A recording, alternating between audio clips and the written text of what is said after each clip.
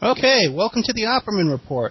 I'm your host, Ed Opperman, a private investigator and digital forensic investigator, author of the book, How to Succeed as a Private Investigator.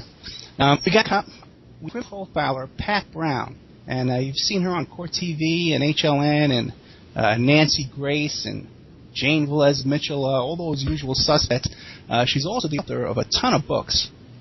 Recently, the profile of the disappearance of Mcaann. And that's the story of the little girl that disappeared there, and I believe it was in Portugal. She's also the author of The Murder of Cleopatra. Another one, which is, by the way, Madeleine McCain, that's available on Barnes & Noble. The rest are available on Amazon. The Murder of Cleopatra, How to Save Your Daughter's Life. And I found that very interesting because everybody knows how close I am to my daughter. So I'm going to be picking that one up. And another new one is called Only Truth. And then The Profiler, My Life Hunting Serial Killers and Psychopaths. She's hunting psychopaths, and she winds up here on the Opperman Report. So that's right. Okay, so now she's the founder and CEO of the Sexual Homicide Exchange and the Pat Brown Criminal Profiling Agency. So welcome to the show. Thank you, and what are you telling me about psychopathy and you? I was saying psychopaths, you're in the place, right? Here's some analysis right away. Yeah. If you have to joke about you being a psychopath, Well, Pat, tell us about yourself and how you got involved in criminal profiling and what qualifies you to be a criminal profiler. Well, that is actually a very interesting question because that is still up in the air, the issue of who qualifies to be a criminal profiler. Actually, I'm going to be writing a book on that, about the whole profiling, history of profiling, and where it's been since the 1800s, which is where it actually started, and then through the next 200 years, what's become of criminal profiling. And is it a useful tool, and is it even something we can believe works? I actually got involved 15 years ago when I was kind of a happy housewife, raising my kids, homeschooling, and I suspected a renter of mine might have been involved in a local homicide. Went to the police with the information, which they totally ignored, and it took them 6 years to come around to actually interviewing him and then saying, hey, we think this might be the guy. But you know, during those 6 years, I was stunned by what I saw as a lack of response by the police when they had evidence in front of them that they weren't following through. And since then, I started studying, and since then, what I found out was a lot of times the detectives, on the well-meaning though they might be, are often not well trained in actual crime scene analysis and go with a gut feeling. And once they get that gut feeling going, where they think they know something, they often ignore the evidence. And that's my whole big thing. So I became a deductive profiler, did not work for the FBI, which is what upsets many people, because the FBI is the cat's meow for profiling. That's the only answer to profiling, the FBI. When, quite frankly, I'm opposed to the FBI methodologies, and I don't see them as particularly effective, except they have a really great publicity machine. So once you got a publicity machine, you're it, because you get all the rave reviews on the book. When you put your book out, you get all the shows, you get everybody backing you, and you get Hollywood behind you. So you can create a mystique that nobody has to say, is there any real truth in this? Because if we actually go back and say, how many cases has the FBI profiling solved, I'd like somebody to tell me what they are. Interesting. But you have a degree, you have a master's in criminal justice, correct? I do. I got that later because when I wanted to study profiling, there was absolutely nothing out there. And there's still to this day, if you look at anyone who teaches this as a real skill, you can really only supposedly get it through the FBI. And as I say, I don't particularly like their methodology. But deductive profiling, where you're studying crime scene analysis, where you're studying psychopathy, these kind of things aren't really put together in a real course, except for the one that I created eventually for Excelsior College. I created the first criminal profiling certificate program in the country. And then I was booted from the program. Oh, no. Yeah, by my own program. I developed this 5-course. It took me 2 years. It was my baby. I was so thrilled because finally we had something out there. And then I actually expected the students to study and take their tests and pass them, which apparently didn't go over well with the university officials because they just wanted to get the money. And so eventually they got rid of me for easy professors, and then they watered the program down. And so now I can't even recommend it, which really upsets me. Oh, no, too bad, because I was going to take the course. And I figured maybe I had a little shooting with you. I can get a good grade, No. I was a pretty strong professor as far as you better do your work. And my A students loved me, and my F students said I was the worst professor ever. So, I got both ends of the measurement there. But there really still is nothing out there. What I'm working on right now is a specific training program for police detectives. And I want to point out one more thing before we go on with I know what people are more interested in, which is cases. Yeah. But one of the things I truly believe in, and this is something I'm going to point out in my new book, which is cold case profiling, which is what everybody's so excited about. In other words, you have like the Long Island serial killer. You remember him? No, the one out with the beach, right? Right, all the dead women along the beach. Yeah, what's going on with that? Yep. Do you remember the police chief or whomever up there going, we're gonna catch this guy, you can't get away, and all that stuff they always say? Yeah. And then the was brought in. Have you heard of anything happening up there? Yeah, that's right. So what do you think? They just kind of sweep it under the carpet? Well, what happens with most serial homicide cases is they're very difficult to solve. They go at them in the wrong way. So by the time they bring people in, it's years too late because the evidence is gone. And the same thing is true for non-serial homicide cases. For example, when I look back at the cases I've worked, most of them are not serial homicide cases because actually profiling rarely is for serial homicide. It's for regular cases. It's something, whatever homicide it is, and you look at it and you decide what happened at the crime scene. You reconstruct the crime, and then you decide this is what happened, this is who did it, this is what behaviors at the crime scene, and who should we look for. And oftentimes it's a boyfriend, it's a husband, it's a next-door neighbor, it's a robbery gone wrong. It could be a million things, but not a serial killer. But here's the whole problem. By the time they bring criminal profilers like myself in to work a case, maybe 2 years later, 4 years later, 8 years later, basically because they couldn't solve it, when the profiler comes in, we often can find exactly what's wrong with that case, which is they went down the wrong track to begin with. And so you say, wait a minute, you were looking at the wrong suspects because when I reconstructed the crime, here is what I found out, and here is who I believe did it. But guess what? It's 4 years too late. That evidence is so long gone, you're not going to be able to take that case to court, and in that case, we do. So the police say, well, the profiler couldn't help us out. We're still looking for the same guy. Right. Because they don't want to look stupid. I mean, who wants to look stupid? So my belief is criminal profilers should work within police departments and work on the cases within the first 48 just like everybody else. That's when you solve a case. And I want to train detectives to be their own profilers so they can be better in the first 48. And if they can't do it, or it's a big department, get a profiler in there to work on the first 48. And let everybody work as a team. Don't bring some profiler in, years later just to look bad and, say that, she was worthless, or he. But, this is what's wrong with profiling. It really is about crime reconstruction and needs to be done on fresh case. Yeah, that's right. The detectives in the first 48 hours should be trained in this as well. It should be part of the police academy, part of a detective training. Yeah, don't we wish? But, people don't really realize this. This is what we see is the television is one of the things that screws everybody's head because they actually believe that's the way things work. Any detective will tell you really the way you become a detective is people like you. You drink with the right guys, you're a great person, you get along with everyone, and maybe you're good at it. You're probably a good cop. You're a really good cop, so they move you up. And then what happens then is if you lack the logic skills for crime reconstruction, you're going to screw up untold numbers of cases after that. Well-meaning, but you may just never get it. Or you have pretty good logic, but you never get training because there's no money. The department never has any money to send people on all these real good training things. So you're lucky if you get training. So, when I go work on a case with a police department, a lot of times I find I'm stunned by what they determined occurred at the scene. And then once in a while I'm surprised and go, wow, you got it. You nailed it. You did it perfectly. But I'd like to see them all get this kind of training, or at least, a big police department put somebody in there who can do it while they're running around doing the rest of the work. So, I love detectives, and I think they have their heart in the right place, and they're very hardworking people, but, you got too many cases and too little training. It just goes south sometimes. Right, but you do, right now, you train police officers in police departments and detective agencies and stuff like that, correct? I have done that. I have done a lot of conferences. And I have stepped back right now. I'm working with a police chief and ex-detective. Well, he's not really an ex-detective, he's a police chief. But we're working on a new program, which we're hoping to take out in a couple of years. It's going to take a while to put it all together to train detectives and to really hopefully moved criminal profiling and what I call deductive criminal profiling to the next level, which is where it should be, which is in the police department, not with the FBI, because even the police departments don't like to work with the FBI most of the time. Yeah, I hear you. Yeah. Okay, excellent. We don't want them in here.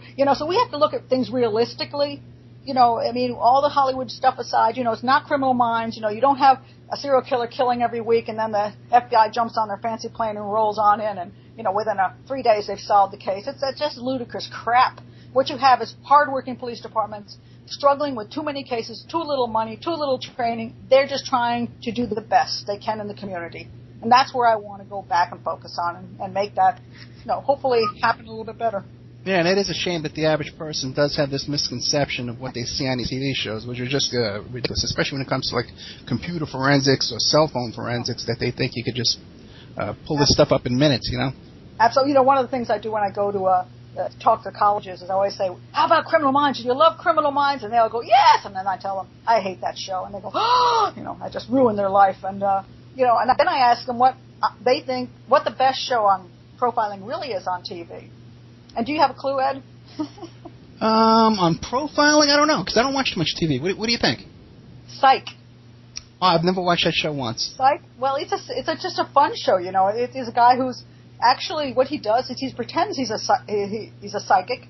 He's actually doing crime scene reconstruction on the scene, but then he pretends, oh my God, I just got a thought in my head. I've just gotten a psychic. So it's kind of funny that he has to cover up criminal profiling with being a psychic. Well, I always thought I would be a good psychic, because when they call in, I can look at their phone number and do a quick background check on them, find out what kind of car they're driving, and where they live, their names of their neighbors, and I can keep them on the phone a long time. Do you know that a police department will use psychics before they'll use profilers? Yeah, that bugs me. But somebody told me, it was Cheryl McCollum. You're familiar with her. And she said to me, she says, Ed, we do use psychics because we want to tell the family, the victims, the complainant that we left no stone unturned. I wish they'd stop doing that. I think they should never, ever do that. I find it absolutely horrific. I find what it is in reality is a statement that the police department is willing to use unscientific methodology, and I don't think they should do that. They should be using profilers who use scientific methodology. But the reason they do that, I don't think it's the stone unturned thing. It's because, a psychic can come in and they're not going to actually have to let them see the files. Okay, that's true too. Yeah. I'm not going to disagree with what the police did and say, "Geez, guys, you're after the wrong dude." Oh man, let me tell you screwed. I mean, the psychic's not going to do that. So basically, it's still outside of the case where the profile is being brought inside, and that's what is very unnerves detectives. They don't want somebody coming in there and mucking around and then telling them they were wrong. So gotcha. And you're not afraid to do that. Yeah. But I think that politics rules the day. And so that's why, I don't blame detectives for what they do, because they have to do the political right thing or they're screwed. Yeah. So, the whole police department. So that's why I want to get the training in there and get the profiler in there for the first 48 so that as a team they can make better choices, do better crime scene analysis, and nobody has to look bad. Nobody has to be, to be made a fool of, I mean, that's not the point of doing this. The point is to determine who the bad guy is and be able to get him, not to say, I do better work than you, I mean, that's not the point. But it's a hard thing to change because, profiling has not really gotten a great reputation, and for good reason, because a lot of times it's just garbage. Mm. Okay, now, out of all the cases you've looked at, the big high-profile cases in the news, which one sticks in your craw the most that you want to come out here and say, hey, they botched the investigation, they got it wrong? Well, that's, oh boy. The one I think they really got wrong, because, if we're looking at some of the major cases in the news today, like the Madeleine Mccaann case, that one sticks in my craw, but not because they got it wrong, but because Detective Amaral got it right, and then he got completely screwed over. But the one that I would say really, really bugs me, there's a couple of them. One would be BTK, Dennis Rader, and another one is that Martha Moxley case with Michael. All right, Vito Colucci. Okay, so which one do you want to get attacked first? Well, let's see. Who do I want to make? Who should I make matter first? Because the Martha Moxley case is a very emotional case. and most people do not like Michael Skakel. Right. So when I have said that I believe that he was railroaded in the court, I got a massive amount of, "You got to be kidding. What the hell is wrong with you?" And I got people very upset with that. You know what? And that would have been my first instinct as well, because I didn't follow. No, I agree with you now, though, because I know Vito Colucci, and I've talked to him off the air, and I know if he feels 100% that Skakel got railroaded and he's innocent, and I think he would tell me, hey Ed, hey, he's good for the crime, but we're working on the case anyway. So and I trust his instinct and his work. He's a very professional guy, and also your work as well. When I heard you say that you thought Skakel was innocent, but just watching the you know what? I didn't even watch the trial. I watched the trial coverage on the news and the commentary on HLN on these shows at night, and I got the impression he was guilty. Yeah, well, this is one of my big gripes, and I'm going to talk about this a lot during the show because it is one of my pet peeves at the moment, which is the media, which I've been a great part of, distorts so much these days. They don't just give the news. They decide what the story is going to be, what we're all going to believe, and then they adjust everything that goes on the show to match that, and people fall for it. They don't know what the truth is behind it, and that's what's really sad, because as a profiler, what I'm concerned with is when we distort the truth, then we have people believing something is true, and therefore the profile is true, whatever profile it is that says this person did it. And if that's not so, then that profile is wrong, and we shouldn't be using that for future investigations and future understanding. For example, BTK, Dennis Rader. Dennis Rader, the BTK case was out there for a decade, out in Kansas, Wichita, Kansas, and the first 4 people were murdered all at once in a home. It was a family that was murdered, including That's right. Yeah, it was a really creepy, the Otero family. And they came up, this guy just destroyed his family. And it was like really freaked everybody out. And then a little while later, another girl got killed, or her brother escaped, another young woman got killed. And the Otero and the young woman, and I've forgotten her name now, were both from the same company. They worked at the same location. And then there were some other crimes that went on, and they were attributed to, and this went on for a decade. And let me interrupt you, because that first case, wasn't there a situation where the son said that my dad was on the lookout for trouble coming, and he had a gun, and he was a karate expert, and he was looking out the window waiting for trouble to come, and there's no way that it could have been one guy taking on my dad, right? Well, I disagree with him. I do disagree with him. Okay. I think, that's a very common statement. People say that all, just like, my daughter would never open the door to a stranger. Yes, she would. My daughter would never hear. It's like, yes, she would. People don't really know that well. And people aren't 24-hour vigilant, no matter what anybody says. I know people who, if you get hit over the back of the head, you're karate. I don't care if you got a black belt. When you're hit over the back of the head, you don't have a defense. Because you're unconscious. So, some of the people jump to these conclusions, and so I would say no. But what was very interesting about the case was, I went into work on that case, not with the police department, but I also had talked to the ex-detectives on the case who were in agreement with me, with the suspect I came up with, who worked at that company and knew the Oteros. And they had actually gone to investigate him on another case. And because let me tell you the funny story about the case. Okay, so this fellow, I'll just give his first name as Joe. He had taken his wife, I think it was common law wife. They had gone camping out of state along the river. And his wife at that point had said he made her very nervous. She was thinking of leaving him because he was really scary. And then she decided, like many women do, to do a last, kind of hope that the thing can be put together. In my opinion, if you're scared of your husband, you do not go into the wilderness with him. Bad move. So she goes camping with him, and during the camping trip, she drowns. And in about 4 feet of water, naked. And he takes her, and he wraps her up in hefty bags, puts her in his canoe, and canoes down the river past a big police jurisdiction until he gets to a tiny little police department. And then he goes in, he goes, "Oh, I got my dead wife in the trunk." So, anyway, they were pretty sure that he killed his wife. Well, that's good detective work. Yeah. And I actually went back and looked at the case, and I came up with evidence, and they didn't want it. The sheriff agreed with me that he had committed this crime, but nobody cared because both he and the victim were out-of-towners, so they didn't want to spend the money on the trial. Wow. So there you go. That's the way justice works. So back in Wichita, Kansas, however, the detectives who knew about this guy went to his house and they found plastic bags of pubic hair, varieties of colors of pubic hair underneath his bed. Now, wait, they found what? Little plastic bags of pubic hair underneath his bed, a variety of colors. Yes. So anyway, he worked at the same company as the Oteros and the other woman.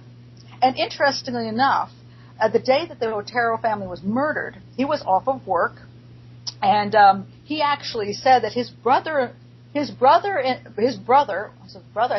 worked at the grocery store where the car was dumped, the Otero car was dumped. And supposedly his brother was outside, getting car stuff, and this fellow said, Joe said, "Oh, my brother saw the guy who killed the Oteros." Now, how does he know that unless it's him? With his brother. I mean, so there was, and it was really interesting. There were so many things that pointed to him being involved, being I'm not going to say that, being a likely suspect, a very good suspect. Now, time goes on, and we have heard, that Dennis Rader got arrested for one of the homicides, and so then everybody was really happy, right? And people don't realize that this is what went down.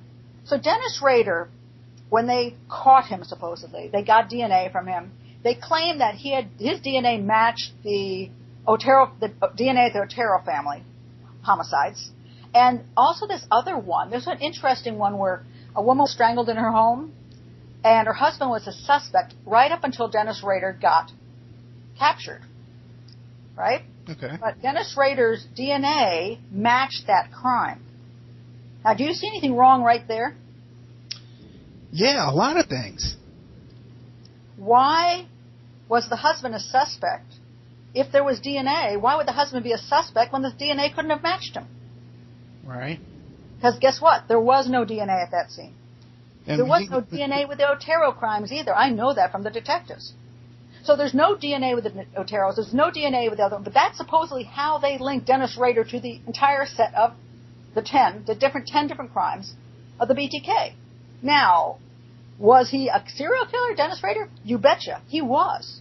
He was a copycat, a later serial killer.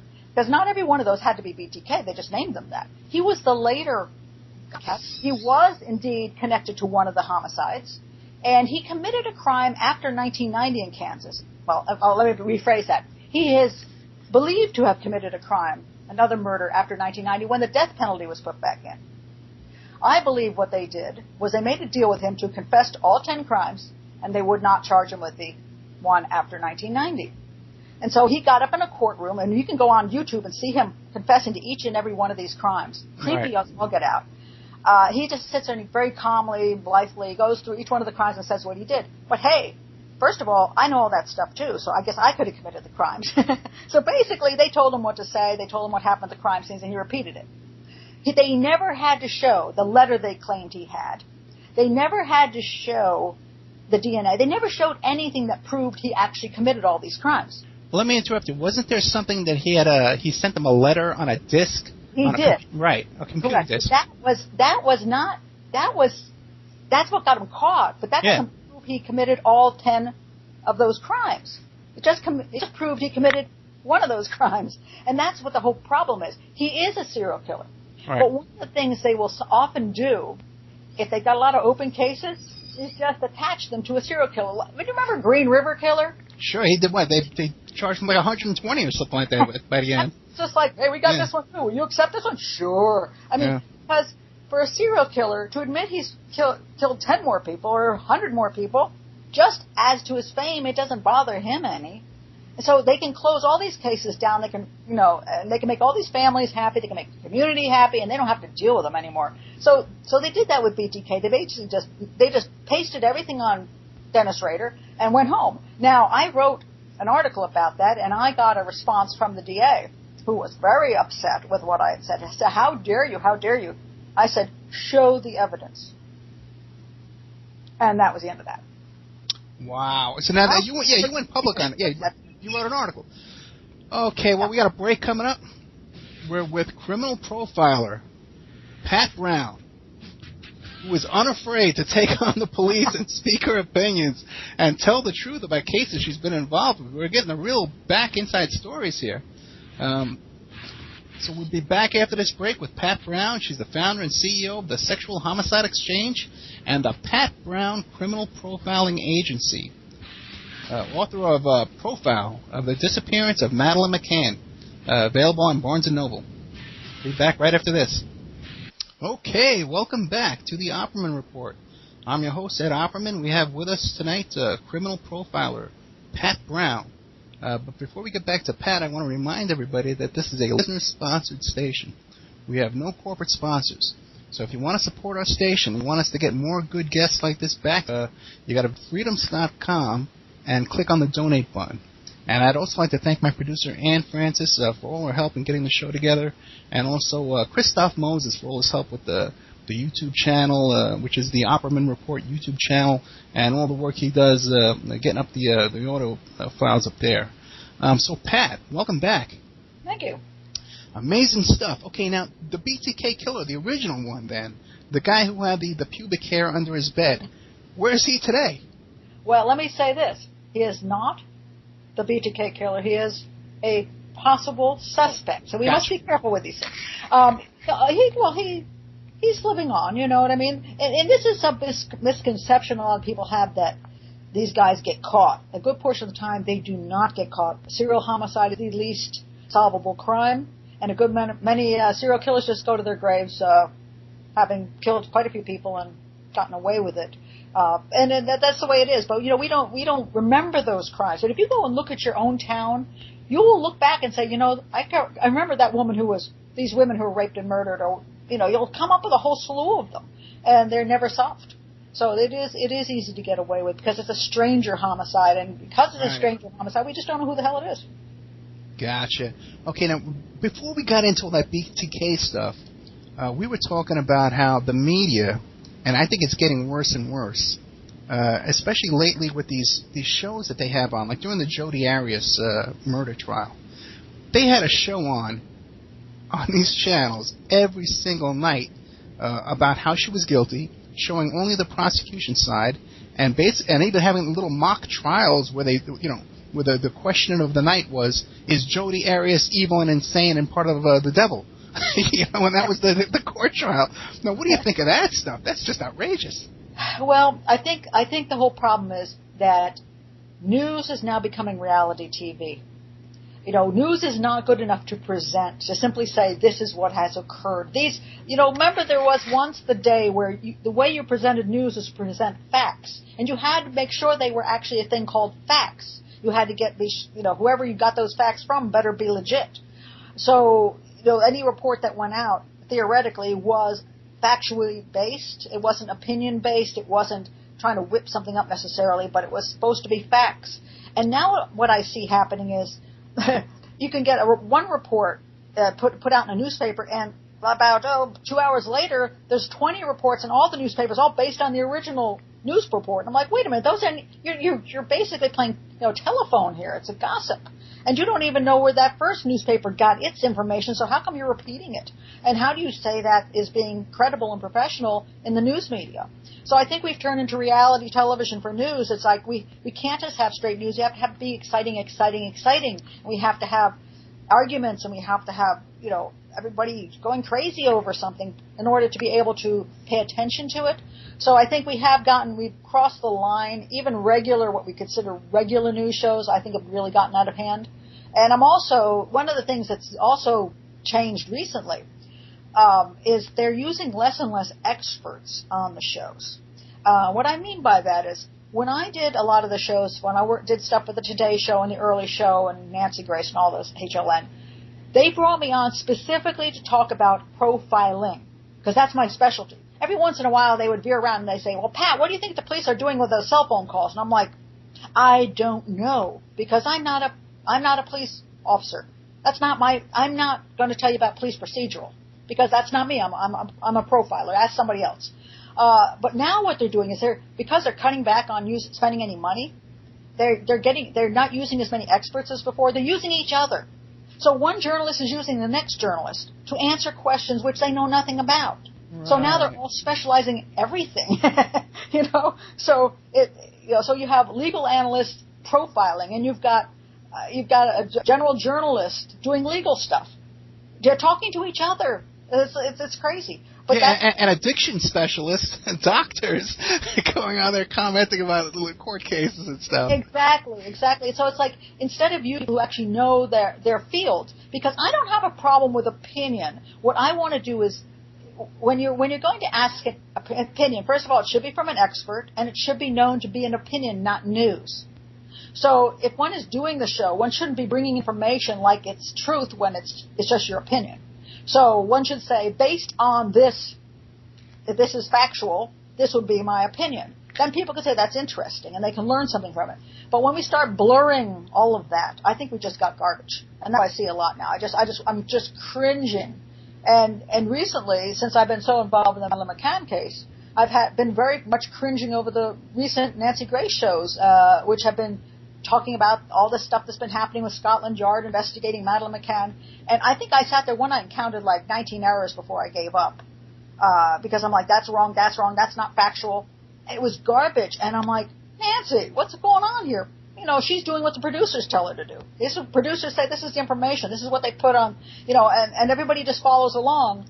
And the idea there, because this is the other thing about media, they decide what they want to be the story. And the story right now for the Madeline Mccaann case, the little girl who went missing in Portugal in 2007, is that the parents are innocent, it had nothing to do with their daughter's disappearance, and Scotland Yard is come in and doing this massively fabulous investigation, and they're going to solve the case. That's the storyline. Now, they didn't invite me on the show because they know I'm not going to go along with the storyline. I'm going to say, that's crap. And so I don't get invited. So they can keep the storyline going by putting on the people that they know will support the storyline. So that's what, and then people believe that stuff. And I got two questions for you, okay? How is it that the Mccaanns, in this case, but however these storyboards are created for these court trials, is it because they have a press agent is a powerful press agent that can get into HLN and get them to manipulate the story? Well, with the Mccaann case, let me do a quick summary, because some people here really don't know the case, although it's, a lot of people listening probably do. Madeline Mccaann was a little 3-year-old girl who went missing in Portugal while she and her family were on vacation in Praia de Luz in 2007 on May the 3rd. Parents, Kate and Jerry Mccaann, would leave their 3 children, that's the 3-year-old Madeline and her 2-year-old brother and sister, little twins. They would leave them alone in their flat, their vacation flat, which was on the corner of a street in town. It was right a corner apartment. And they would go down the street and around the pool and into the dining area, and they'd have drinks and dinner with their friends every night for 5 days, leaving their children unattended, alone, in an apartment by themselves under the age of 3. And on the 5th night that they did this, Madeline went missing and hasn't been seen since. The Mccaanns became suspects. First of all, they weren't suspects in the beginning because all the friends were running around screaming and they were looking for Madeline, and so the police went looking for Madeline, and they thought a pedophile took her. But then when they went back and tried to get evidence, they couldn't find any evidence of a break-in. They couldn't find any evidence that the room was disturbed by anybody trying to take a child. Then they brought in cadaver dogs, and they found cadaverine in the apartment. And they eventually began to believe that Madeline had an accident while the parents were out, and that they covered it up and removed her body. And that's where what the police believed, and they became suspects. And then somehow the UK got involved, and they managed to spirit them out of the country. Let me interrupt. The Mccaanns were doctors? Yes, they were. Both of them? Yes, they were both doctors, and so were most of their friends. Very, kind of a really essentially an upstanding group of people. And it has been one of the most curious things about this case, because after they left Portugal shelved the case, and the Mccaanns got this guy called Clarence Mitchell to be their PR man. And you're talking about who's managing. It would be Clarence Mitchell. And he's the one feeding them information to the media constantly, the misinformation, the way he wants it to go. And it is a bizarre case that it's so well controlled by what's going on in the media. The Mccaann, what they first did when they first were suspects is after they got relieved from that position of being suspects, they sued the crap out of the newspapers, and now the newspapers are doing nothing but kissing their butts, because they don't want to get sued twice. And so that's one of the way they control the media is by suing them. So it in some sense they sort of deserve it, the media, because they're so careless. But on the other hand, they've shut down the media. So it's a very bizarre situation. But yes, I think sometimes, depending on who's controlling what, we'll see who controls the media and what gets put out. Okay, but now you would love to be a guest on Nancy Grace because you can sell a lot of books when you go on there, correct? Not really. Oh, no? Okay. No, actually, that actually isn't true at all. One of the funniest things is that the book industry no longer depends on you appearing on television shows. They actually does almost nothing for sales. Oh, really? Okay, because I was just on Coast to Coast. They did great with book sales. But my point... It all depends on what the book is and how specific it is to the audience. But and also where the book is positioned, and whether it's a very interesting mess essentially with publishing. But you take a look at who controls what gets published. Behind that, like when the Mcaanns put out their book, which is called Madeline, they got on to Oprah. I put out my book Madeline. I didn't get on Oprah. Right. But that was my point, is that if you would wanted to go and play along, then you could be a guest on Nancy Grace, but you're refusing to do that, and they won't have you on now, right? Well, that's really not the reason I'm not on Nancy Grace at the moment. That has nothing to do with it. They might not have had me on for those particular shows on Madeline Mcaann, but they would have had me on for every other show. No, the real reason I'm not on that, I don't know if anybody knows this about the television business, but I'm going to tell them. Commentators do not get paid. Most commentators do not get paid to be on these television shows. A few do, but most do not. So most of the quote, people appear, the experts that appear on people like Nancy Grace, Today Show, all that, are not paid people. Sure. What they get is a limo ride to the studio. And recently what's happened is all the studios are down, they're trying to save money. Now they won't send a car anymore, so they tell the people who appear on the shows they must drive in. So not only do the people not get paid, they also have to drive themselves in, pay for gas and parking. So, that's the way television works. And when I'm not on the show now, it's because I refuse to drive in. Oh, that's the only reason? That's the only reason. No, because I was out for a year. I actually took a year for television because both my parents had Alzheimer's. Okay. So I decided, since I wasn't getting paid anyway for television, I would take the year off and take care of my parents, which I did. And then after my father died and my mother went into assisted living, I gave a shout out back to Nancy Grace, and I said, hey, I can come back and do the show. And she said, fabulous, we love you, Pat. And then a producer called me and said, well, we can't give you the car. And I'm like, well, I'm not driving in. I'm not driving in. It's already don't get paid. I'm not coming in and, And you're in New York, right? So they basically cut the car service to most people. Wow. And most people don't get paid. So that's why they're doing a lot of Skyping now. They prefer to Skype because that's free. But let me tell you, it really works. Skype works really well if you're 20 years old and you look really good. Yeah. But when you're 58 like me, you really kind of like to be in good studio with nice lighting, hair, and makeup. Otherwise, you look like a troll. And I do not care to look like a troll every time I'm on Nancy Grace. You want the hair and makeup, I know. You want to go in and get your hair done. Right. Now, you look bad, and nobody looks great over Skype. It's just you don't have the setup to look decent. And when you've been a professional for years on television, it is not appealing to be in the worst condition possible when you show up on television. So these are just the realities of how TV works. So when people make these assumptions, like I have somebody, some of the haters on Twitter going, Pat Brown was thrown off on Nancy Grace. I was never thrown off on Nancy Grace. I've been doing the show for years.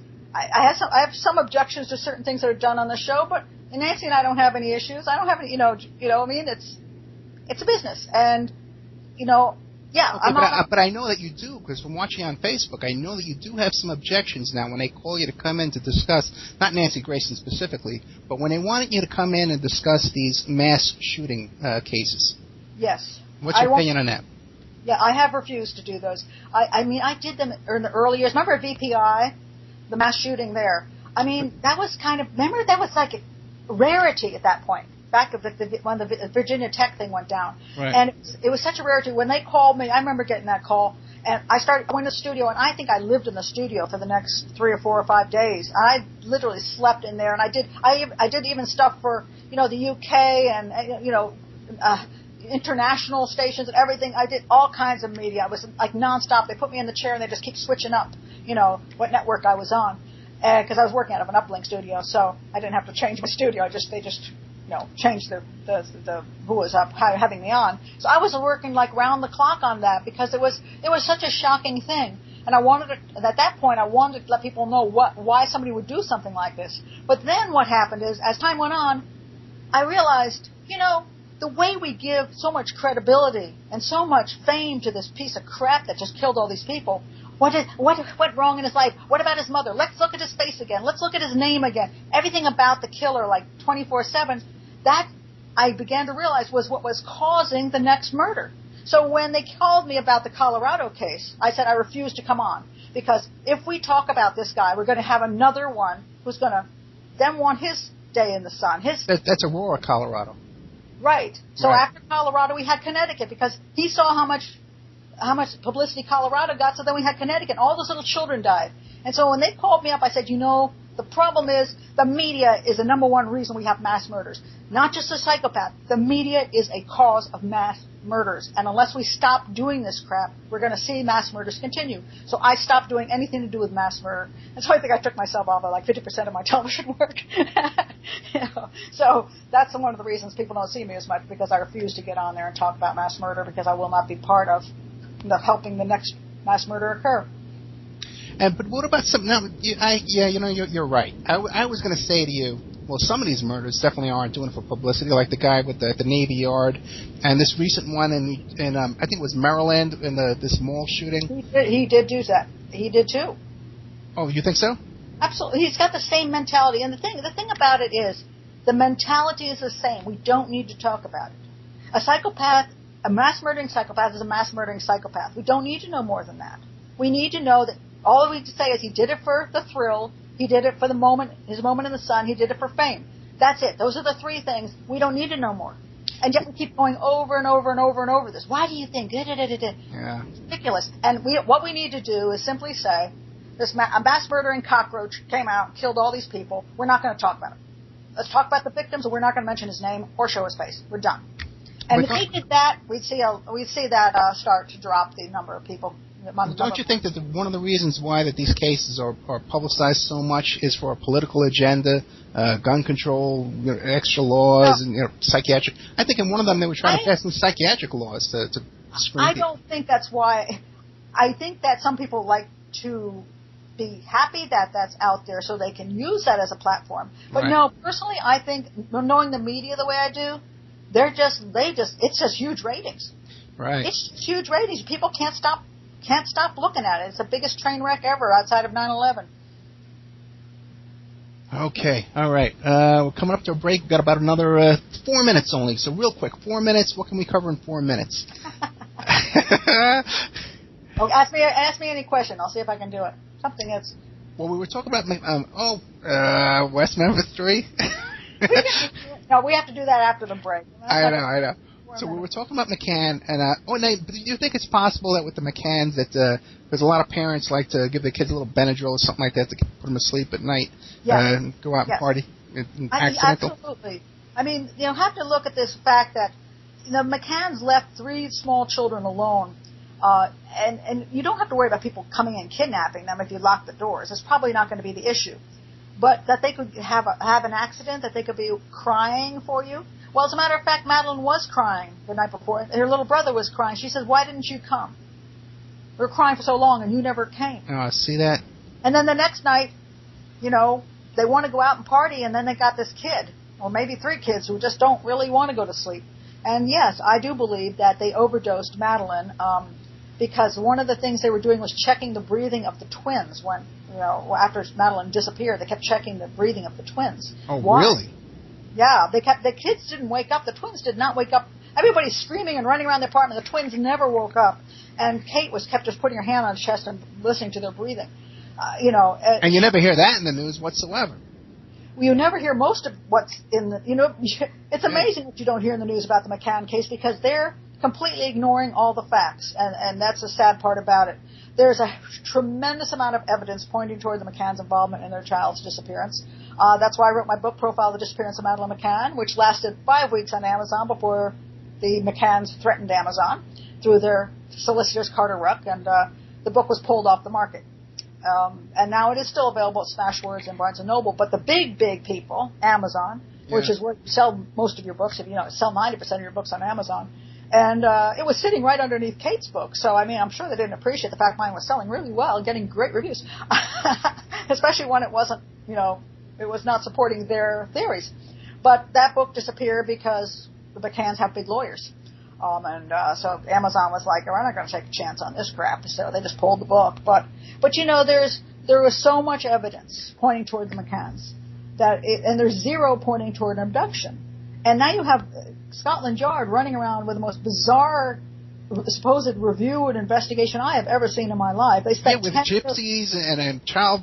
What is all that? Well, I don't know that isn't necessarily Scotland Yard. That's just the media crap. Okay. But I mean, they did a thing called Crime Watch, in which Andy Redwood, who's a detective chief inspector, he gets right on Crime Watch and says, we've come to this conclusion. We've eliminated this particular person. Now we're focused on this, and we're just watching this. Most of us who know the case going, this is the biggest pile of bull.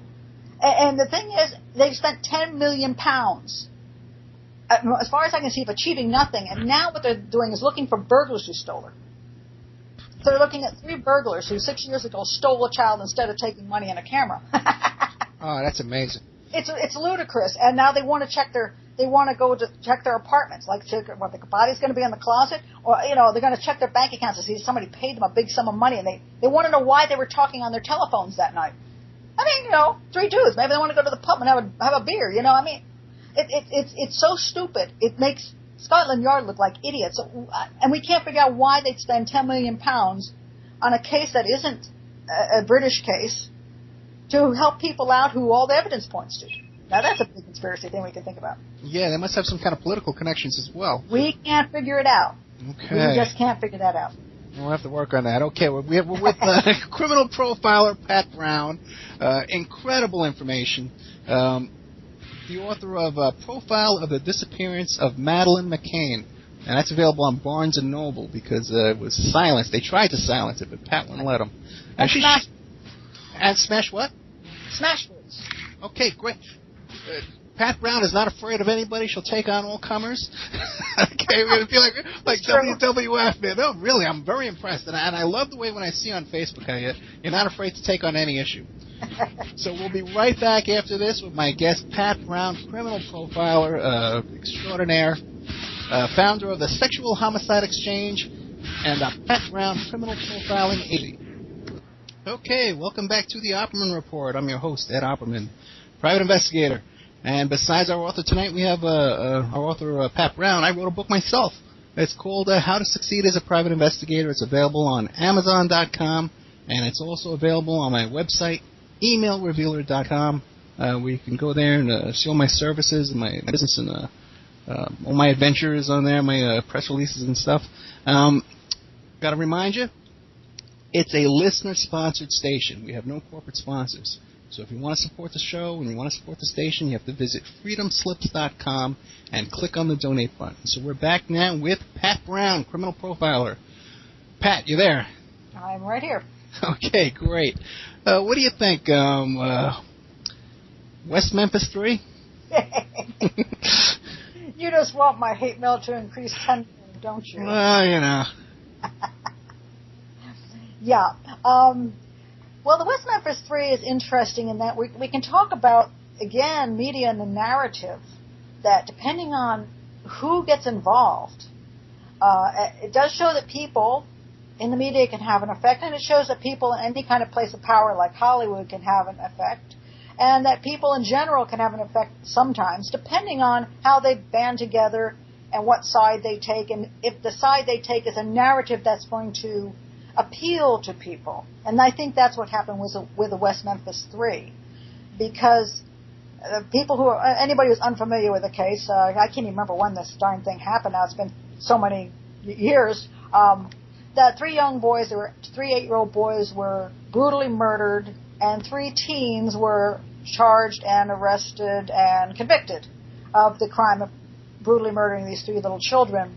And what the narrative became was that these 3 young men were simply convicted because they were considered Satanists by the overly Christian and stodgy community, that they were maybe scapegoats because they wore black, so that's why they got convicted, and that was a very popular concept with a lot of people, and then there started to grow this kind of mass hysteria over it, almost that look how these 3 young men got convicted without any good reason. And there was no evidence, and there was no reason to believe they did this, and so the bad police and the community did them in. And the thing about it is, has this happened before? And the answer is yes, there are scapegoats. I've certainly seen in quite a number of cases where you pick somebody nobody particularly likes, and you convict them of a crime they didn't commit, but it closes the case and everybody goes home happy. But in this case, people were objecting to these 3 men being convicted. And so it grew and grew, and then Hollywood got in on it, and once Hollywood got in on it, it just got crazy. And then there was a whole big group to free the West Memphis Three, and amazingly, they succeeded. Yeah, they were released. They weren't considered innocent, right? Because they took the Alford plea, which says we're guilty, but yeah, whatever. And so, but you're going to let us go. And so they were let go. And so everybody says now they're innocent, even though they did not. The Alford plea doesn't say they're innocent. It doesn't really say. It says you're innocent, but there's enough to convict us. So it's kind of a weird plea. But they're out and wealthy now and have lots of friends in high places and in Hollywood, and movies are made about them, and everybody wants to shake their hand. And it upsets me terribly because from what I can see, they're guilty as hell. Yeah, well, how do you feel about they're trying to point, even after these 3 slime balls got out, and they did serve like 20 years, so it's a pretty good sentence, but if it was my kid, I'd want him hung from the, Right. But they did serve some decent time. They did.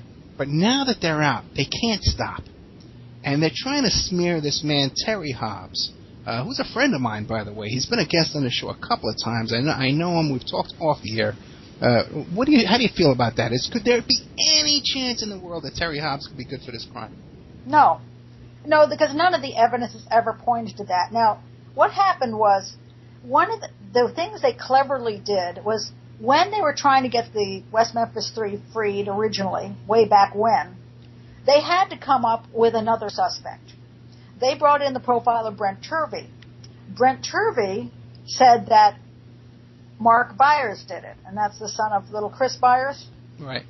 He decided he did it with his wife Melissa. Now, mind you, it was one of the most bizarre profiles I personally have ever seen. So essentially, what he said happened was that Mark Byers was ticked that Chris didn't come home on time, so he and his wife got the boys and took them and hid them someplace and tortured them, and then went back to the scene and pretended to look for them. And then while they were in between pretending to look for them, they went back and stabbed them and bit them and did all kinds of interesting things to them. And then they brought them back and dumped them in the exact area that the police were looking. Now, does this make any sense? I mean, first of all, Chris, to have the mother of the child involved in this, biting up children and stuff, it's the craziest profile I ever heard of. And if you were going to kill them, you certainly aren't going to take them into the area that's being searched. You're going to go dump them in a ditch someplace else out of town and then come back and search. So it made absolutely zero sense. And when I profiled the crime, I came up with exactly, let's say I actually have that in front of me. I have a short version. And let me tell you what my short version said. Hold on one second, just trying to pull it up here. Take your time. Where's, okay. Here it is. The crimes were committed by more than one person. One person could not control 3 people. So they were by more than one person. The offenders lived near the crime scene. The boys were targeted because they were easy to access and control. The boys were probably followed and conned or lured into the woods. I mean, this is a place that children were playing. Their bicycles were right there. They were overpowered by larger assailants, and the crime was committed at the scene, most likely in the ward or during the waning daylight hours. In other words, this is a crime that was maybe planned like maybe short time in advance. Like, hey, what a great idea. Kind of like a wilding, well, let's go grab some kids some fun with them. It was an extremely violent, quick crime that kids were having a thrill kill. Whether they came to kill, I don't know, but my belief is they got there and it was fun. Nothing was brought to the scene but a knife. They didn't bring anything else with them. So it shows a lot of immaturity. Basically, they got lucky with the water getting rid of a lot of, evidence. It's just, it's a bunch of teenagers following some children or saying, hey, kiddies, come here into the woods. It's that simple a crime. Now, Damien Echols used to live right across from that crime scene. Yeah, I mean, it's not like teenagers haven't done this before. It's been done before. It's been done since. And when they wanted to get rid of those 3 teens as being the most likely people to have done this, and for good reason, they picked on Mark Byers and then had to come up with the most creative, bizarre scenario to say he took those 3 kids out of the area and took them to some other location to do this to them and then dropped them back into the area during the search. Makes no sense. Now, what happened eventually was they couldn't come up. Mark Byers got rid of his teeth, and apparently they couldn't match it to anything, so they had to come up with a new suspect. So you know who they went after. So they went after the different father. Okay, let's go with Terry Hobbs because a hair from him was attached to one of the, tied up in one of the shoe laces. Right. Well, the kid lives in his house, so what a surprise. So it's not great evidence. So now you have Terry Hobbs and his buddy deciding to kill these kids for no good reason whatsoever. So but before, I have to remember, before what I thought was so funny was when I was getting massive amounts of hate mail, they were all over Mark Byers. And how dare you? We know Mark Byers committed this crime. Brent Turvey says Mark Byers committed this crime. You know Mark Byers has committed this crime. You're just blah, blah, blah. And all of a sudden Mark Byers just disappeared. And so did Brent Turvey's profile. It just vanished out of their sight completely. So now it's all Terry Hobbs. Terry Hobbs did it. Terry Hobbs did it. And the thing is if you want to get point the finger at somebody else and you get everybody doing it, that person has a real hard time trying to prove he didn't do it. Because everybody wants to believe he did now that that these young men are free. We're not so young anymore. But that's the narrative, that these are innocent men and therefore somebody else had to have done it. And so poor Terry Hobbs now has to live with this huge cloud over his head because they decided he's the guy. And, and how's he going to defend himself? He can't. It's been 20 years later that there really is not a shred of evidence pointing toward him. I know the guy. It's just not in him. And he could not pull this off and get away with it for 20 years. The guy would be confessing all over the place. Right. And let's go back to, speaking of confessions, let's go back to Miss Kelly. Oh, yeah. I'm so tired of hearing that guy is mentally challenged. He's not mentally challenged. He's an idiot. But he's not mentally challenged. He's not suffering from so low an IQ he can't function in life. Absolutely. Now he's a film producer, which makes me laugh. I mean, instead of living in a group home for mentally challenged people, he's now producing movies. But back then he was considered mentally challenged by everybody who wanted to say he didn't know what he was saying. And if I've ever seen a confession, Miss Kelly worked overtime to confess to that crime. It is very true that sometimes a police detective can indeed coerce a confession out of somebody. That's absolutely true. They can, exhaust them to the point where they can't think anymore, and then they just say, this is what happened, isn't it? And the person goes, okay, okay, I'll agree with you because I just want to go home. This is not what happened with Miss Kelly. Everybody was trying to shut him up, including his own lawyer, so it's not like he was forced into anything. So there's no question in my mind that he was telling the truth, at least a relative version of it. And then we have Damien Echols, who people want to say is just a misunderstood young man at the time. Damien Echols is a psychopath and a half. I can't come up with a person who's more psychopathic than him. And I've read his books. They're both very psychopathic in their writing. I mean, the guy is as creepy gets. And did you read the medical reports, the Exhibit 500 of all his psychiatric reports and stuff? Yes. He was a scary young man. Absolutely terrifying young man. His own parents were scared of him. Absolutely. And it's not like, sometimes people think, they're just picking somebody off the street that's, totally innocent and accusing them of a crime. That rarely happens. Even when we see the Innocence Project get somebody out of prison after 20 years, they're like, the guy didn't commit that sexual homicide. He didn't commit the sexual homicide. He was railroaded, this poor man. And then you find out he raped 20 women. He didn't commit that sexual homicide, but he committed 20 rapes. So right. But and also, the Innocence Project did look at this case as well, and they refused to take it. Well, that's interesting. Oh, yeah. I did not. I forgotten about that. I don't remember that. Yeah, but they, wait a minute. One reason they don't like to take those, they like DNA cases. Because I actually approached them on a couple cases, and they wouldn't touch them because it was not DNA. Right, I guess, but I think there was some DNA in this case that they wanted to examine. Maybe it was the hair I'm thinking of. But that's nothing good. Right. I mean, what happens with some of the Innocent Project cases, which definitely happened to one of them, their man that they got out turned around and raped and killed another woman. Sometimes they do get out an innocent guy, but sometimes they just get out a guy who didn't leave DNA at the scene and somebody else did, like some other guy who had sex with a woman before he came in and raped her. Gotcha. On them. So there's sometimes they get they get them out or they were not the guy who did it, but as I said, they were a massive criminal anyway. They were the wrong criminal, but they were a really creepy criminal. So, but they always put that out there like, he was the nicest guy in the world, and then he just got swooped in. Right, yeah. That's not true. So you look at Damien Echols, it's like, look, it's not like Damien Echols was a nice guy. None of these kids were nice kids at the time. They weren't. They weren't just silly teens who skateboarded or something, They were not nice people, even as teenagers, and people don't understand that. Some teenagers are just vicious psychopaths, and that's why we have teenagers walking into, commit mass murder at the age of 12.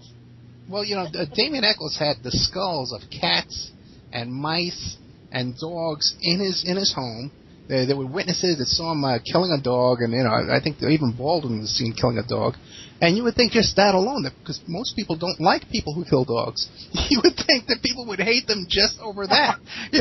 They can forgive him for killing 3 little boys, God forbid, but they wouldn't forgive them for killing dogs and cats. But you have to remember, a lot of the pertinent information about them was eventually, squashed, so that we only hear what people want us to hear. Right. That's a lot of times what happens. When we look back, for example, at the Skakel case, many people don't realize that Littleton, the Skakel case, this is where Martha Moxley was murdered up in, was it Connecticut?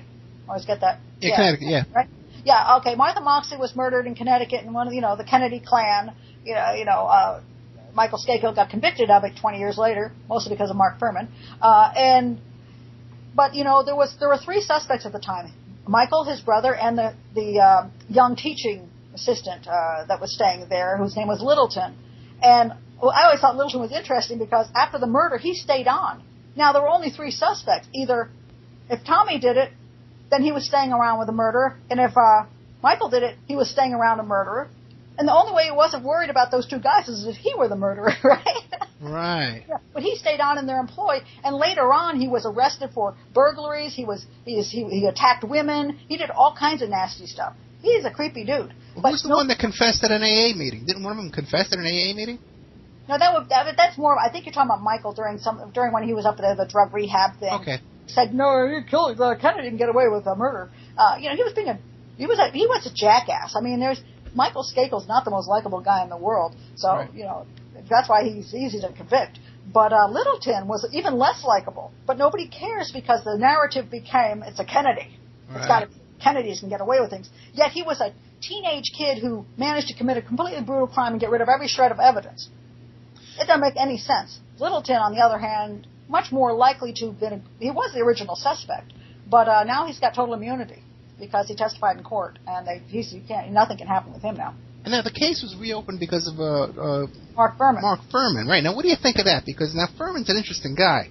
I had a guest on last week who was about the O.J. Simpson case, and he had some really interesting information and an allegation that Furman had dated Nicole Simpson, and that also was at the Rockingham address twice, once prior to showing up the next morning when it was in the police reports.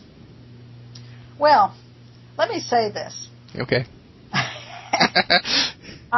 The Murder in Greenwich book that he wrote about Martha Moxley, he profiled the scene. And a more egregious profile I have not seen in my life. He painted that onto Michael Skakel, and it was absolutely as incorrect could be. And he had, again, when you're putting out a book and you want a lot of attention, for him to say it might have been this nobody who committed the crime is not going to sell your books. But if you can say Michael Skakel did it, my God, you can make a fortune. And he did. So he painted that crime onto Michael Skakel, and it was absolutely egregious profiling, which he's got no skill at. And therefore, Michael Skakel, the police decided to go and arrest. I couldn't believe it because there was no evidence. Well, you know, it's interesting because he spent the majority of his career in traffic.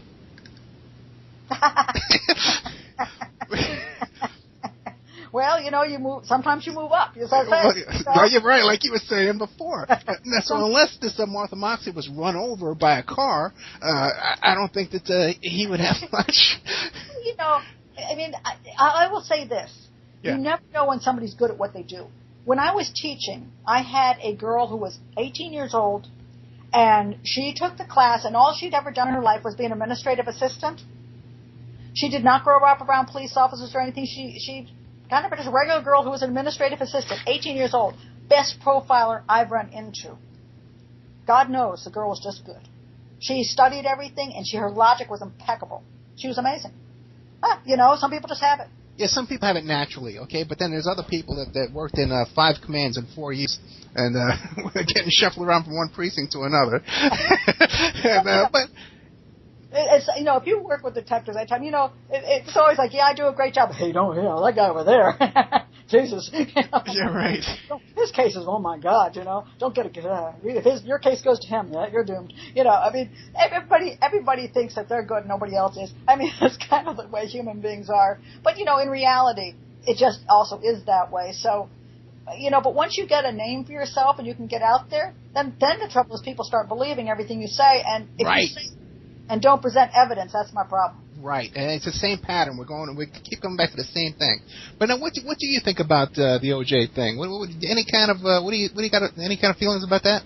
He's guilty as hell. I mean, I don't have any problem with that. I mean, I've seen all the evidence way back when I was doing some kind of training session down in Florida on crime investigation, blood spatter patterns, and all that stuff.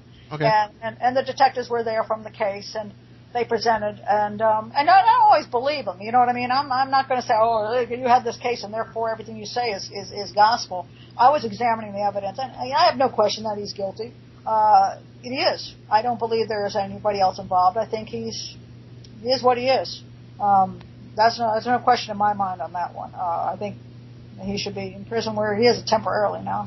Yeah, I just had a chance to look at the autopsy diagrams. And it's a convincing case that there were 2 different knives used. One was like a double-sided, double-edged knife, like a dagger, and the other one was you didn't have 2. Right, that's a possibility. We could add 2. You're right. You have to understand that some people, when they're playing, you know, killer, will take a bunch of stuff with them. Gotcha. We look at crime scenes a lot of times and don't. For example, when we look at M.O. and we say, oh, you know, this couldn't be that guy's crime because he stabbed, the other 3 women were stabbed, and this woman was beaten to death with a rock. You know why she was beaten to death with a rock? Because he forgot his damn knife. Yeah, or there was a rock right there. Yeah, yeah.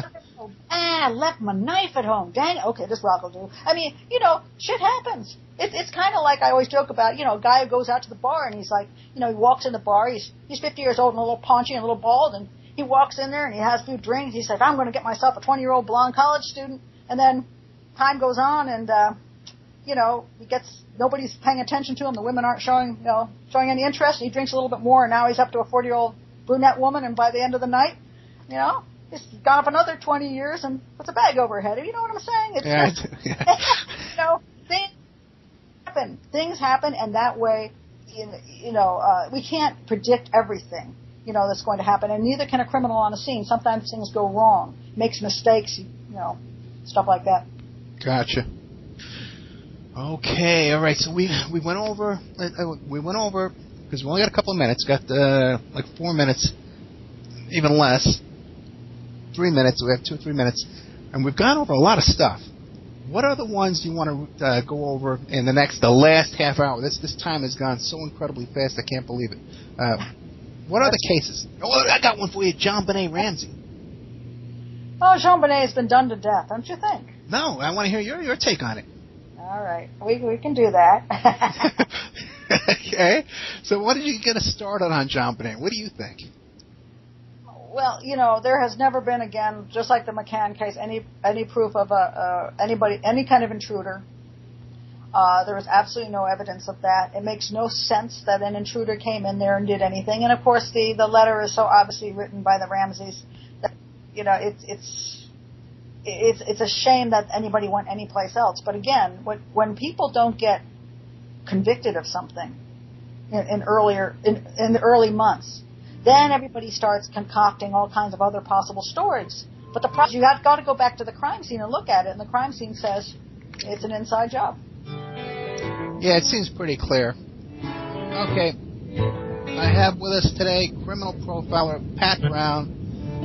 She tells it like it is. You can't take that away from her. This woman is not afraid to take on anybody, even guys like Mark Furman, taking on all comers.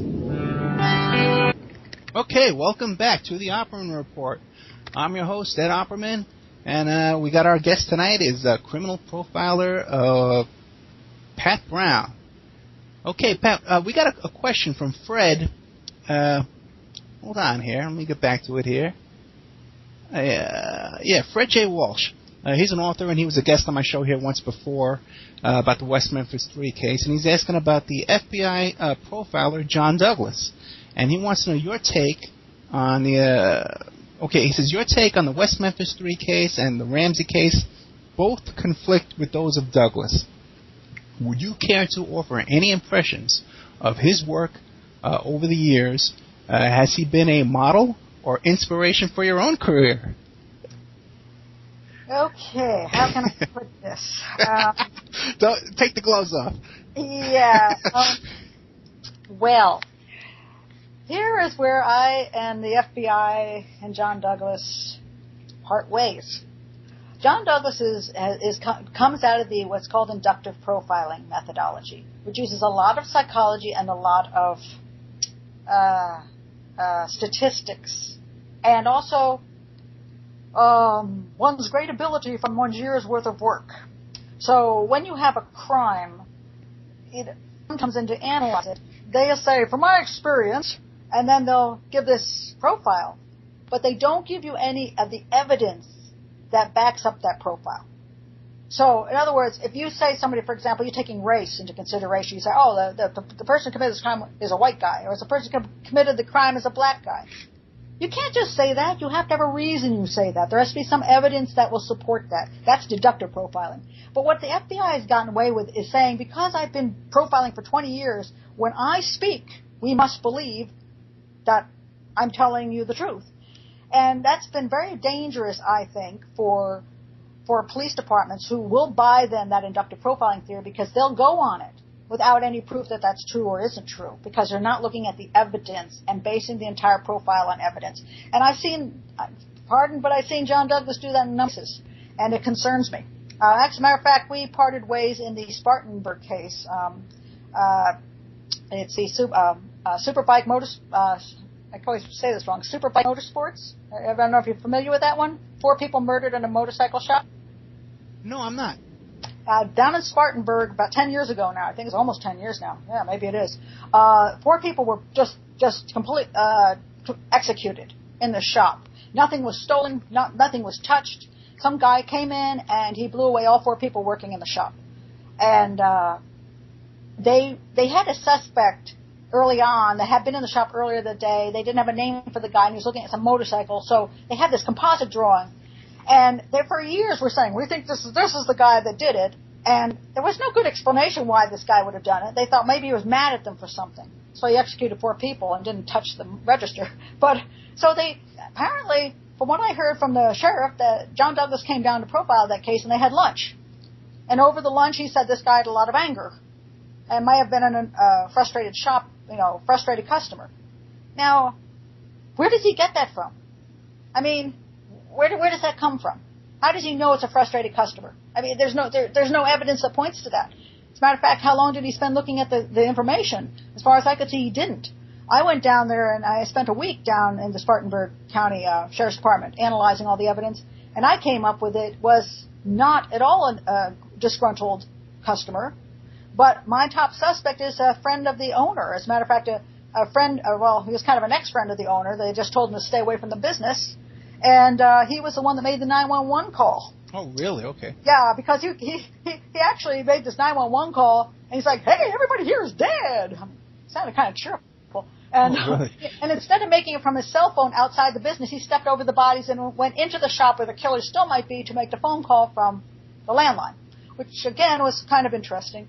There's a lot of, I have a whole, if anybody goes to my blog, which is the Daily Profiler, puts in Spartanburg, you'll see a whole bunch of posts on there. One called, I read it on the internet, 1, 2, and 3, because after I worked on this case, I waited for years for the police department to do something, and they didn't. And then they got on air with America's Most Wanted and held up that same stupid picture and said, "This is the guy who killed them." Now, no longer was he somebody we wanted to talk to, but he's the killer. Wow. Now, are you kidding me? We have all the evidence, and I spoke up and said, "That's not the guy," and the sheriff got on television and said, "That lady doesn't know what she's talking about. She only read it on the internet." Now, mind you, I spent a week in their department, but he didn't admit. They said I read it on the internet. So I wrote 3 blogs about everything I read on the internet. I remember that. I remember that whole controversy. It's amazing how much stuff I learned from the internet. Yeah. That matched the crime scene. But you know, when that was profiled by an FBI profiler, an ex-FBI profiler at that time, I didn't see him using deductive profiling. He was like guessworking, like, yeah, that makes sense. It could have been a disgruntled customer. I was like, you can't profile that way. And I have disagreed with John Douglas on many things. I mean, I'm sorry, we just do. And I find that when I see a profile, what I want to see in that profile is you say, I believe this is my determination because, and then I want to see the evidence you're using to make that determination. Don't just say, I believe. Well, I don't care what you believe. Where did it come from? If you can't explain it, it's not scientific. So, you know, just because you've been profiling for years doesn't make you good at gut guesses. You still have to look at the evidence and say, I believe that the reason I'm determining this is because the blood spatter pattern says this, or this person's statement analysis says this, and here's the statement he said, and that's why I'm going to say this. So the police can then look at the information and say, this profiler is making sense because they're telling me exactly what evidence supports their conclusions, not just, let me make up something and tell you.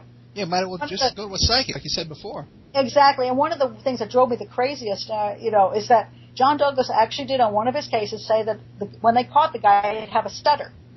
Now, the woman was murdered in an isolated area. She was dead. She was not a live witness. How the hell would you... Did I just use a bad word on radio again? How the heck would you know that a guy has a stutter? What in a crime scene could possibly tell you that? Now, interestingly enough, they supposedly did catch the guy and he had a stutter. So then, of course, you go, my gosh, John Douglas knew that. How? He's a brilliant guy. And that drove me crazy for the longest time, until I found out that the police had called him with a suspect who had a stutter. You know, he had inside information. But it made me mad because all these profiling students and detectives trying to analyze cases are trying to figure out how come John Douglas could analyze this incredible detail. Well, he can't. There's nothing at a crime scene that can tell you the guy has a stutter. That's ridiculous. Yeah, that is ridiculous, yeah. The same thing is if you find a woman dead in a forest range, you can't possibly say what race the person is. How would you know? You know, I mean, you can't just say it's a white guy because white guys are serial killers, which is not true. Every race is a serial killer. You know, but you want to just say white guy because, I don't know, because you feel like it? You have to have a reason for something. And so if you're going, like I looked at a case where a particular woman, they had a white suspect who was a creepy dude. But where her body was dumped, when I went in there and sat in my car at that particular location at the time of night that she was dumped, I didn't see a white person for 4 hours. Wow.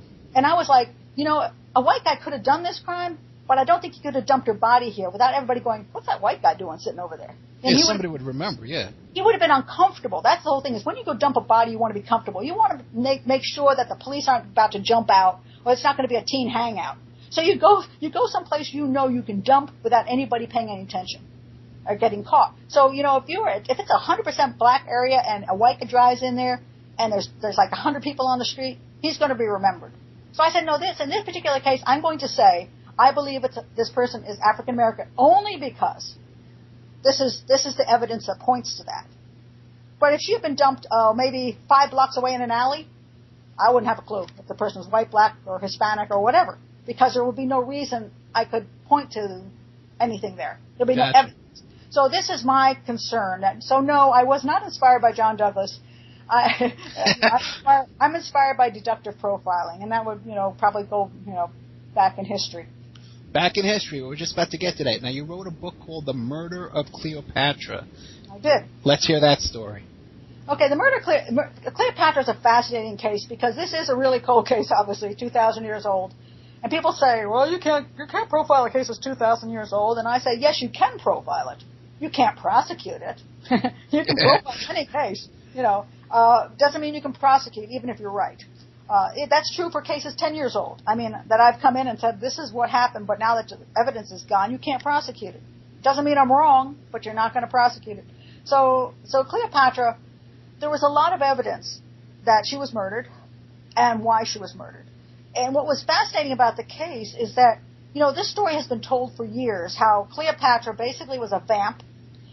She fell in love with Mark Antony, and they had this hot and heavy romance, and then they went to battle against Octavian, and then in the middle of the battle, this is where at Actium, where they were trying to win the world, and she got all freaked out in the middle of the battle because they were losing and jumped ship, and she got in her own ship and took off, and then Mark Antony, being madly in love with a woman, left all his men and raced after her, and everybody got killed, and that's because these two, these two were just, so in love with each other. And then they went back to Egypt, and they got drunk for like a year, and they were really depressed because they knew, Octavian was going to come and do them in. And eventually Octavian showed up, and Mark Antony killed himself, and then Cleopatra killed herself in the tomb because, she had been caught, and she didn't want to be carried off into the triumph, that was going to happen back in Rome. And that's a story that went down. She killed herself with a snake. And when you go back and actually read all the history, all these red flags go up. You say, this just doesn't make a lot of sense. It doesn't seem like it could have happened this way. So I went back and I researched it, and I did a show called The Mysterious Death of Cleopatra back in 2004 for Discovery. And I managed to get rid of the snake because I got there and I could prove the snake couldn't have done it. Okay. It's just with 3 women in a cobra. First of all, how do you smuggle a cobra into the tomb? If Octavian really wanted to bring Cleopatra back to Rome in his triumph, do you honestly think he's going to have one lazy guard out there who doesn't even check the baskets when it goes in? I mean, I'd have somebody on the inside. You know what I'm saying? There's no way anybody get anywhere near Cleopatra with anything. And so supposedly this basket of figs comes, and the soldier outside, the one soldier guarding the place, looks at the basket of figs and goes, okay. He doesn't look in the figs for poison or a knife or a cobra. And that's taken into the ladies, and then Cleopatra grabs the cobra and applies it to herself, and then as she's dying, the other women, who are, such strong-minded women that they don't mind handling snakes either, especially poisonous, deadly ones, they both grab the snake, and they both die. I mean... Well, isn't a cobra one of those snakes that can, now I'm thinking of a python, right? They can't strangle you, right? They have to bite. They have to bite you, and okay. The thing about it is, a lot of the bites from a cobra are going to be what's called dry bites. They can bite you, but they actually won't kill you. The poison won't come out. And so for all 3 women to get bitten properly within about 10 minutes a span of 10 minutes is nearly impossible. Along with the fact that I doubt those other 2 women were going to want to pick up that snake anyway. I think I'd just run for the door once Cleo's fallen over. But it couldn't have happened that way. And when the men came into the room and found Cleo dead, nobody looked for the snake. We're talking about a tomb, and that's a very small room. If you've ever been in an Egyptian tomb, it's just a very tiny room. So where's the snake? Snake wasn't there. So there's no evidence that a snake committed this crime. And then because of that, I went back to Egypt for a second time right before the revolution. Actually, I left 1 week before the revolution started. I got out just in time. And I analyzed the architecture. I went and analyzed the Nile and how it inundated, and I analyzed all these different situations pertaining to Cleopatra, how you build ships. What was she really doing in that last year of her life? Was she really committing suicide? And my answer is no, she was not. She was trying to find a way to transport her ships to the Red Sea so she could escape Egypt. And she made an attempt over the desert, and she got attacked, and so she had to pull back from that. And then there was no more word of what she was doing except that supposedly she killed herself. But in reality, I believe she tried to escape the Nile. And because the last days of, when they had the big, huge fight in Alexandria, this is when Antony and his forces were going against Octavian. I believe when they got going, she was going to take her ships out behind the line and down to the Ptolemaic Canal and go out to the Red Sea. But Antony, I believe, was killed by his own men, and then everybody surrendered, and there was no fight. She couldn't leave. And once that happened, she's in the hands of Octavian, and my belief is Octavian tortured her and killed her. And the book gets into all the evidence, and one really fascinating thing about the reaction to the book, which has not been superbly positive, is that people are so upset about this. Erin Burnett? No. Erin Burnett, she's on CNN? Okay, sure, okay. Yeah, Erin Burnett came out. She did a thing on my book, and she didn't invite me on even though I'd been on a show, which I thought was kind of funny. But she did a thing on my book. She said, "How dare Pat Brown ruin a good myth?" I mean, literally, you can find it on YouTube. How dare Pat Brown ruin a good myth? I'm like, what? So in other words, I went back in time and I analyzed history, and people are mad at me. Because so much of history is a fairy tale. People like the fairy tale better. They do like the fairy tale, and some people have actually looked at my book, and I find two very interesting things they've said. One is, they said she's offered nothing new, and I'm like, wait a minute, I offered nothing new. I said that Cleopatra did not have Julius Caesar's son, that she faked that. I said that the Actium thing, Cleopatra did not run off. She and Mark Antony both planned their escape before the day even started. I said that Mark Antony was killed by his own men. I said she didn't commit suicide. I said she was planning to escape Egypt. I don't know how many more new things I can possibly present before somebody realizes I'm not just retelling a story. And then the other thing was, what a great piece of fiction. What a great piece of fiction Pat Brown has conjured up. And I'm like, wait a minute, go back and read the book, because every single one of my determinations has been based on evidence. I've studied the history, I've studied the shipbuilding, I've studied the patterns of how many ships can be built in a year, how they could be transported to the Red Sea. I investigated all of this and came up with conclusions based on the evidence. Now, I'm not saying that I can prove this. I can just tell you why I based these things on and what evidence I based them on. And I would think that thinking people could say this makes a lot more sense than the original story, which was a bunch of hogwash from Plutarch, who he did like to write a lot of fiction. It was a good story. And it's interesting how people, as I was saying from the beginning of the show, the narrative, people love a narrative. And if the narrative is the Mcaanns are innocent, everybody wants to jump on board and cheer, and they're going to ignore the evidence. And if people want to say that Michael Skakel is guilty, they're ignoring the evidence. And if people want to say West Memphis Three is innocent, they're all innocent, they're ignoring the evidence. And if you want to say that Cleopatra committed suicide and she was just a vamp, you're not paying attention to the evidence as I presented. It's so fascinating it's just so fascinating. Every story we've talked about tonight, there's a mythology. There's a myth story, a cover story, with a good guy and a bad guy and a hero and a romance and all this nonsense to cover up what the actual facts is. But the facts just aren't as pretty and aren't as... you can't say they're not as interesting, but it's just not as romantic and as exciting.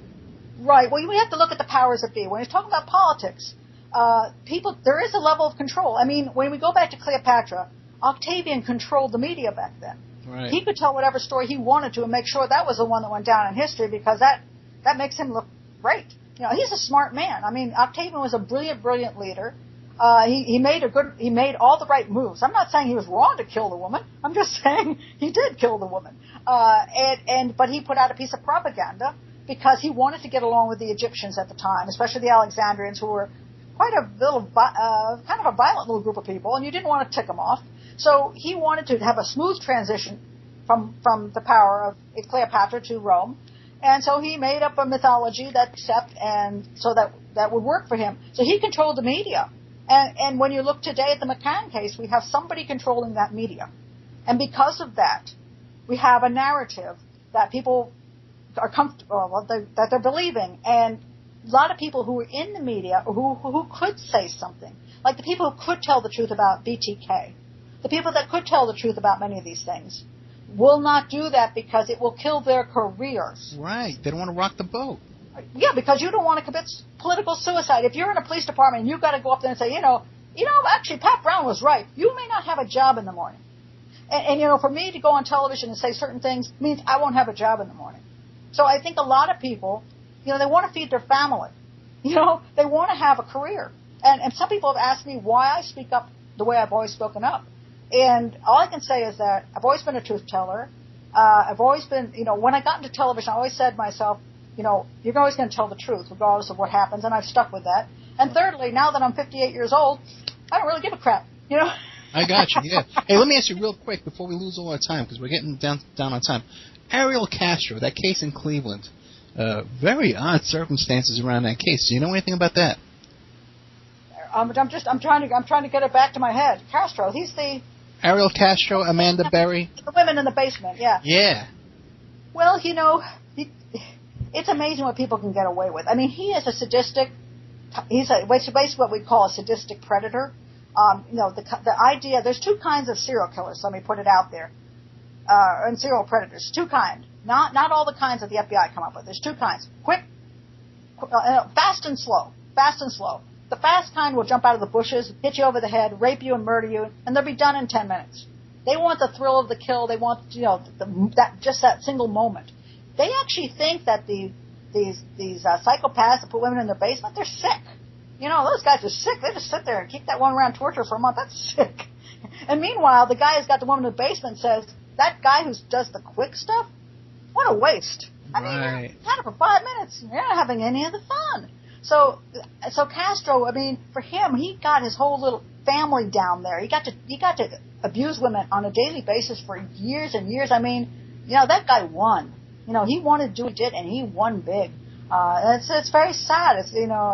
That he could get away with it for so long. What about some of these odd details? Like he had all that cash. He had like $50,000 in cash in his washing machine. The police were at the house many times before. Neighbors knew strange things were going on, but somehow he got away with it all these years. I'll tell you why. Because nobody thinks it's that strange. Everybody. Right. One thing is police, when they work with criminals, they're so used to people who are, psychopaths and creeps and all kinds of stuff. There's a level of, okay, he's a weirdo, but right. It's hard for people to imagine past that point to that he could actually do these things. So that's why so many times they've interviewed people. They can interview a serial killer and sit there and go, "Oh, the guy seemed okay." Well, wait a second. Castro was even interviewed by the FBI in another case because he had accused his ex-wife's new husband of being the killer, and he had accused him also of being a rapist, a child molester, of molesting his daughter. And one of his daughters was the last person to be seen with one of the kidnappers. There was a lot of stuff pointing to Castro for this. There may have been, and I've worked on other cases where, when I go in to work with some police departments, I honestly think, I don't know what I can possibly tell them that they haven't already figured out. And when I get in there, I sit there and go, I can't believe they didn't notice this stuff. I'm shocked. But what happens, again, is that gut thing. If you just say, hey, I think it could be this, you're going to ignore the evidence that points the other direction. You've got to sit down and say, what does the evidence tell me? And look for it and play devil's advocate with the evidence. Okay, I'm thinking it tells this. Is that true? And I think unless you do that, you can allow yourself to be swayed by emotions, or you don't like somebody, or that guy's already a criminal, he must have done that, when it maybe isn't that guy. It's just you gotta focus on the evidence. And so we see a lot of these cases where, especially in serial homicides, often they have interviewed within the first week. They've interviewed the killer, but they let him go again because they didn't recognize him as being the psychopathic murderer. They just thought he was a weirdo. Okay, we're getting down to 2 minutes. I want you to describe these books. The book, How to Save Your Daughter's Life. What's that one about? How to Save Your Daughter's Life, I wrote because all these girls keep getting raped and murdered, We hear about date rape, we hear about women in prostitution, we hear about women in porn industries. All these terrible things that are happening to our girls are being stalked, they're being bullied. And the one thing that we don't seem to want to focus on is how we can help our girls not get into situations that would then put them into the hands of these predators and these psychopaths. So we know they're out there, the psychopaths and predators, and we can't get them all put away in prison. We can't stop them all, but we can help our daughters not get into those kind of situations where they may be victimized. And people don't tend to want to look at how victims become victims. They get give me one quick tip. What can I tell my daughter? Well, first of all, if it's not a place your mother shouldn't be, you probably shouldn't be there either. I mean, it's one of those things like if the porn industry, for example. You think that's a cool thing to do? Would you want your daughter to be in the porn industry? Would you want your sister to be in the porn industry? Mom? No. Well, then you shouldn't probably be there either because it's an abusive industry. So, look at it that way. If you're online with a creep, would you want your sister online with that creep? Talking sex? Gotcha. Yeah. Okay, we're out of time. I hate this. Criminal profiler Pat Brown